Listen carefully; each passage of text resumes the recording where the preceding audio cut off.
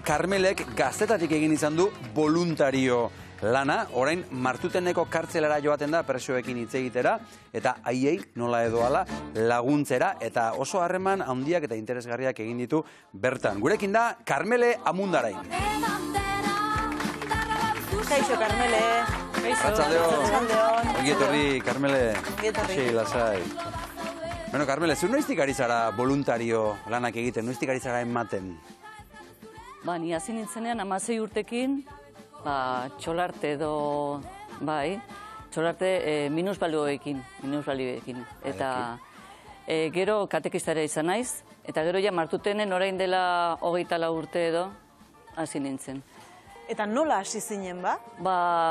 Kasualitatez, nina egon nintzen pizkat nire bizitza kolore pizkat eman, edo zerbait egin edo, eta orduan lagun batek eman zidan folleto bat. Eta folleto horretan zen un campo de trabajo edo auzolankide bat, ez da? Eta begiratu nuen eta nun, eta espetxean. Eta espetxean Martutenen, eta pensatu nuen hau ez da niretzat, eta utzi nuen. Baina gero, bueltakak hasi nintzen ematen, eta berriro ikusi nuen, eta poliki-poliki pensatu nuen. Agian, komen dizait hau egitea. 15 egun zen, 15 egun ziren, talde batean, eta gertatzen dena da, olako gauzak gaztentzuen dira, eta ni ez nintzen ja gaztea. Eta galdetu nien, eta esan zidaten baietz, egiteko. Eta egon ginen 15 egun, bizitzen elkarrekin, eskola batean, hemen Loiolan, auzoan. Eta gero, goiz ez juten ginen Martutenera, eta eguardian eta arratzaldetan, Martutenen inguruan dauden asoziazioak eta olako gauzak, ez? Desberdina dauden, sare hori ikusten eta ikasten zer zegoen, ez? Ezagutzen, batzuk alde batera, beste batzuk juten ziren beste batzuk, eta gero gauean elkartzen ginen, eta bakoitza kontatzen zuen bere esperientzia. Eta nola gogoratzen duzu kartzelako presoekin izandako lehen kontaktu hori? Hombre, hasieran zaila egiten da edo, hainbeste ate, ez, ateak dena itzita, hemendik beste aldera pasatzeko itzi behar dute, irikitzen dute bat, baina beste itzita egon behar da. Hori pizkat hasieran, ez?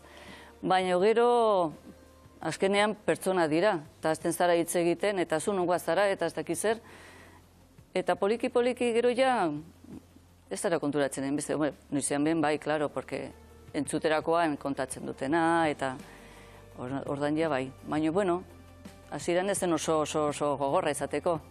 Gero ja, entzuten duzun gauzekin, bai, zaila da. Eta zuk zertan laguntzen diezu, Karmele? Zein da zure eginkizuna? Gu pastoral barroan gaude, eta orduan daukagu pastoral arloan igandero meza ospatzen dugu, orain dela gutxi Aste Santuan ospatu dugu, egin dugu eginkizun guztiak, egin genuen ere Ostiral Santuan gurutze bide bat antzestuta, jendea antzestu zuten, bai, 13 artean egin zuten. Gustatzen zaiolako gauzak egitea, benetan, parte hartzen dute. Mesetan ere parte hartzen dute, mesak dira, nik beti esaten dut, hemen bizitza ikusten da. Porque kontatzen dute, gero beti gogoratzen dira bere familietaz, eta oso biziak dira, bizitza, ikusten da hor. Eta zuk somatzen duzu, momentu horietan bereiei mesede egiten ari zarela, behar dutela hori? Beitu, orain, Eliza barruan egiten ari da sinoladari buruz lan bat, ez? Mundu osoan.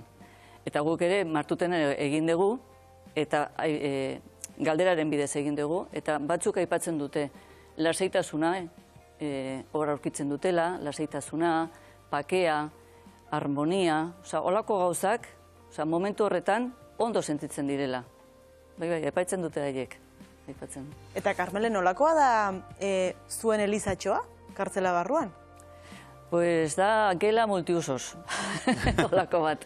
Denerako balio, ez? Badago pantalla bat telebista ikusten dena, baina, orduan, goizean juten gara, eta normalean izaten da, itxita egoten da, bestela egoten dira hor jolasten. Badaude mai batzuk borobilak direnak, eta hor egoten dira kartetan jolasten, telebista ikusten, baina normalean juten garenean ja dena dago garbila, eta Eta orduan daukagu hor txoko bat, eta handik ateratzen dugu, pues, ez dakit, zehazkantzeko bat, armazonolako bat, eta gainean jartzen dugu ohala bat. Gero mendireak eta horre jartzen dugu politak, olako gauzak. Ama Birjinare hartzen dugu eta eramaten dugu. Laguntzen digute, Batzu gainera, batzutena gainera, momentu horretan ere musulmanak dira, laguntzen digutenak, ateratzen. Ateratzen dugu gauza guztiak eta prestatzen dugu dena. Berki. Horrela da. Carmele, zuk daukazu presoen izenen zerrenda bat, eta beraiei eskaintzen diezu zurekin hitz egiteko aukera, ezta? Eta zertaz hitz egiten duzu edo? Hori, Gipuzkoan zehar badaude zei baia da. Eta baiara bakoitzetik etortzen dira, bi, hiru edo batzutan bat, etortzen dira bere zonako jendekin hitz egitea. Ni Donostiarra naizenez, orduan hitz egiten dut Donostiko jendekin, edo Martutenen enpadronatuta dauden jendekin. Eta zehari buruz, batzutan, esperientzia konpartitzen dugu bizitzen ari garena. Haiek eta batzutan ere guri galdetzen digute. Ea zer moduz gauden, nola dago kalea. Adibidez, pandemiarekin egon dira nahiko kezkatuta, kanpoan nola zegoen, eta orduan beti galdetzen dute. Eta zer moduz kanpoan, eta... Eta zuke zubilanak ere egin izan dituzu edo egiten dituzu, ez da, abokatuaren edo senideen artean. Familiekin, batzutan esaten dituko diozu nire neskari edo anaiari edo esateko diruan behar dudala edo olako, bai. Eta abokatuarekin ere, bai. Horre, lan asko dago egiteko, ezta? Eta gabonetan ere, okerrezpa gaude, gabonetan arropak eta beste behar batzuk asetzeko, halako lan batzuk ere egiten dituzu, Gabonetan egiten dugu kanpaia bat, Gipuzkoa osoan, Elizetan. Alde batetik, sensibilizazioa egiteko, kartzela pixkat entzuteko kanpoan, eta beste aldetikan hori jasotzeko arropa, zapatillak, eskatzen dugu, eta gero, gabonetan ematen dugu, bakoitzari opari bat, poltza bat, eta hor barroan, turroia, txankletak, barruko... Hemen irudiak ikusten dugu, bai. Barruko arropak, txankletak, boligrafoak, sobreak eta sigiluak, galtzerdiak, eta bakoitzari. Eta gero, baita eskatzen dugu sudaderak eta prakak, eta urtean zehar erabiltzen dugu soberan gelditzen dena, hori dena, tabakoa ere, ez du zait, soberan gelditzen dena urtean zehar erabiltzen dugu emateko. Batzu ez daukate familia edo ez daukate arropa, orduan guk prestatzen dugu eta ematen dugu. Dauzkagu urdena prestatuta eta orduan poltzak ere behitu. Poltza horiek jartzen dugu izar batzuk. Eta horten, kapeiagoa juntzen geletara ibili zen, eta esan zigun, ez dakizue nola daude nizarrak zintzilikatuta. Bai, jantxe barruan. Carmele, zure ingurukoek zer esaten dituzute egiten duzun lan honi buruz? Aurre iritzirik badago? Bueno, hasieran kostatzen da pixkat, ez? Baina gero poliki-poliki juten dira admititzen edo juten dira galdetzen, ez? Ea zer moduz, edo behar den zerbait, edo hasten dira laguntzen ere. Hombre, kartzelara jutea niri gertatu zitzaidan bezala, ez? Jaso nuenean folleto hori, eta zaila egiten da, ez da? Hasieran kartzelara jutea.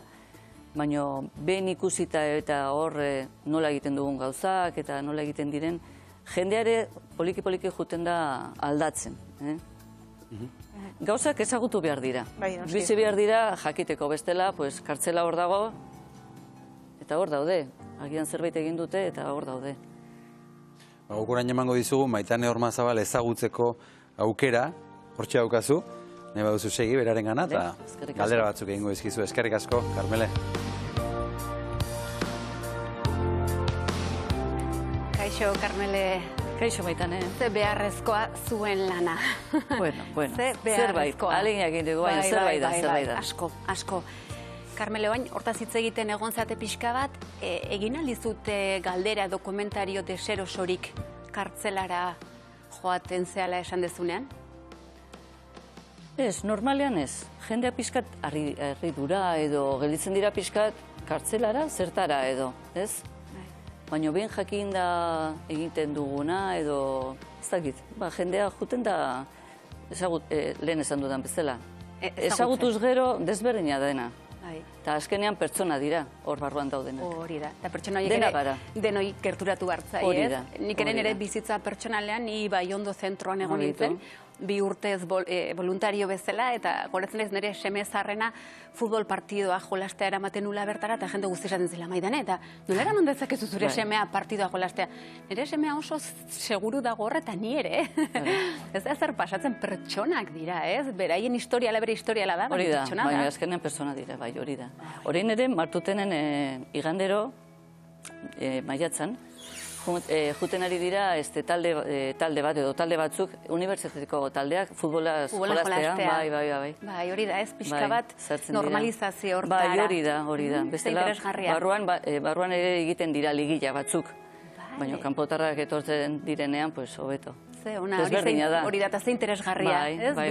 Bi aldeentzako, Bi aldeentzako. Baitu, nire filosofian, Karmele, oso seinale hona da bizitzan urteak pasa ala, geroz eta pertsona gehiago gure bihotzean sartzea. Geroz eta pertsona gehiago gure bihotzean sartzeko kapazitatea izan, horrek esan nahi du bihotza irikitzen, zabaltzen, eta horrek ere bizitza zabaltzen duela. Zure bizitzan, Karmele, zenbat pertsona sartzen dira zure bihotzean? Nire ustez asko sartzen direla. Eta hemen martutenera juten zenetikan gehiago esango zen duken? Bai, noski. Bai. Bestela, taldean ibiltzen garen taldeetan edo, normalen betikoak izaten dira, hori da. Eta hor daukazu aukera izateko jende asko. Jende desberdina eta jende asko gainera, bai. Gainera, martutenen movimentu asko dago. Jendea ateratzen da, ematen du ez duela ateratzen, baina bai, ateratzen dira. Guk uste dugula baino gehiago. Uste dugula igual urteetan pasatuko dutela hor, baino mugimendu hori badago. La ordunero hor barruan bizia badago, ez? Badago, bizi hori badago. Espetxe barruko pertsonek zertan lagundu dizute zuri, Karmele? Agian pertsona hobeagoa izatea, edo zuk esan duzuna, bihotza irekitzeko, pertsona dena garela, ez... Konfiantza ematen bestengan, konfiantza. Porque auskalo bakoitza egora desberdinetan ere zer egin dezakegu edo zer egin dezaken. Bai, gu beraien egoran egongo bagina, jun eta jakin, zer egiteko gai izango geinateke. Bai, hori da. Gure erantzuna hori izango zen. Hori da, papel hortan jarri behar da. Gu horregatik erreflexio modura ere pertsona bat ez da egiten duena. Pertsona batek egiten duena da ez askotan barrukaldean duen guzti horregatik. Eta hori ikusten ikasi beharra dauka. Guzuk hori ikusi duzu, Karmele? Bai, guk esaten dugu bakoitza bere motxila dara mana. Eta orduan motxila hori pesatzen du batzutan. Asko. Hemen esan dugun hasierako esaldian, ematen ikasten da jasotzen, eta jasotzen ematen ikasten da. Eman eta jaso honetan asko ikasten da?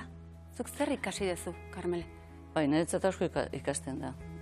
Konpartitzea bizitzak, beti ikusten badegu bakoitza bere bizitzen baten du berea dela importantena, ez? Eta alde batetik bai.